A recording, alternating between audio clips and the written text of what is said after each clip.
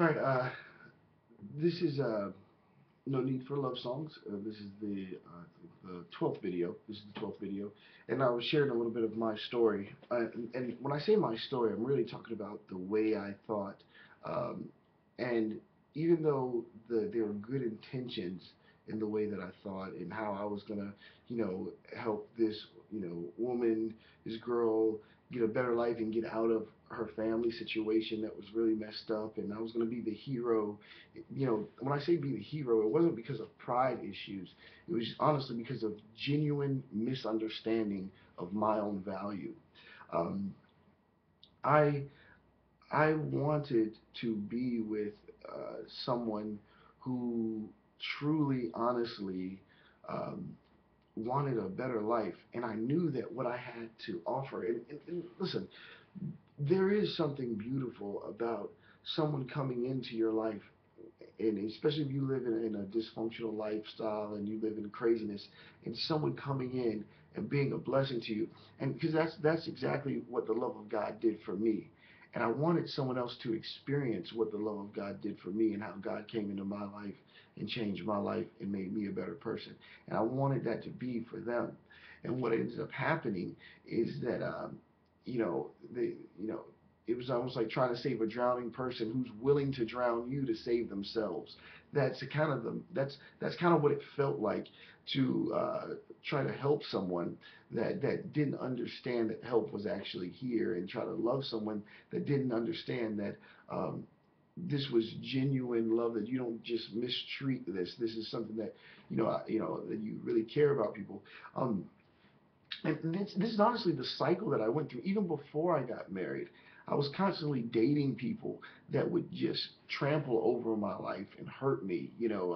Constantly, even before I got married, I was dating people that would take advantage of me, dating people that, only just wanted good times and this and that. Now, granted, I was also, 16, 17, 18. I was married by the time I was 22.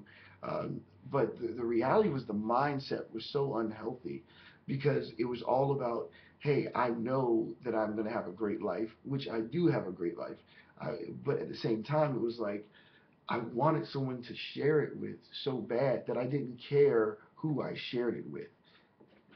This is where the devastation comes in. You have to be able to protect yourself. You got to be able to protect your heart. You got to be able to protect you don't want to be in a relationship where you're constantly stressed out, where you're constantly worried about where, is your spouse or mate coming home or who they're with and all this other stuff. You don't want to be worried about that stuff. You want your home is supposed to be the place where you come back and there's peace, where you're not dealing with a lot of stress. Like, you go out there and you fight the world, and you got to watch out for hustlers and scam artists and all this other stuff, you know. And then when you come home, it's supposed to be coming home to the one place where you know that love is there.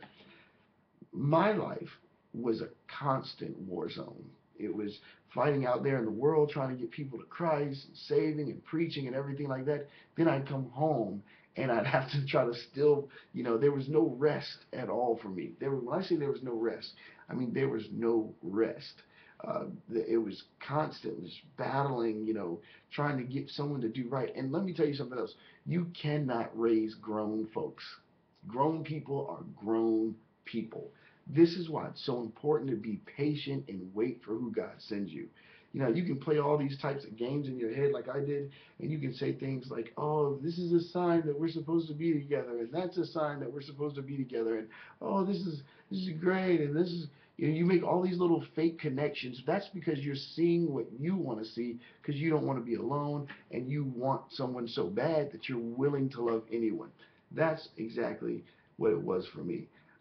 I was willing to love anyone when I've only truly been in love with one person, in my entire life.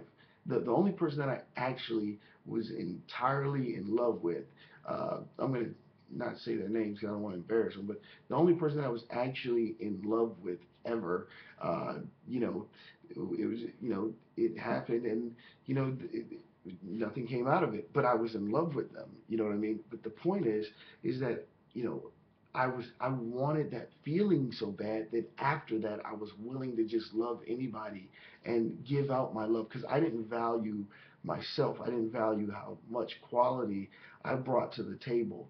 And this was my issue. This was my problem. And it put me at risk. And I didn't understand how dangerous the world really is. I want to say this to the ladies out there. Look, I get it. I understand wanting love. I understand how much you want to be with a man. But if you're not careful with yourself, you will program yourself and make yourself think that there's someone out there that may be all messed up that will appreciate you for being beautiful and young and smart. No, they will take that from you. They will take that from you. A foolish man is one of the most dangerous creatures on the planet Earth, more dangerous than a crocodile or a lion or a bear. Oh my. A foolish man is like a walking nuclear bomb.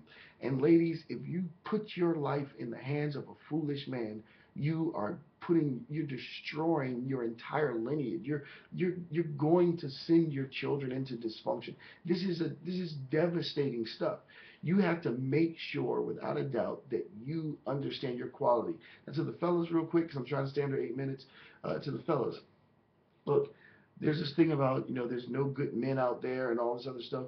That, look, most men, I'm talking to you fellas, most men make their mind up about women based off high school and college, and their first heartbreak and stuff like that. Don't do that. Don't make that mistake. Good is good. Once you understand what good is, and once you understand what healthy is, once you understand what intellect is, and stop trying to find someone for superficial reasons and things like that, like, oh, she's cute, but she could be a demon inside. She could be poisonous inside of herself, but she's cute.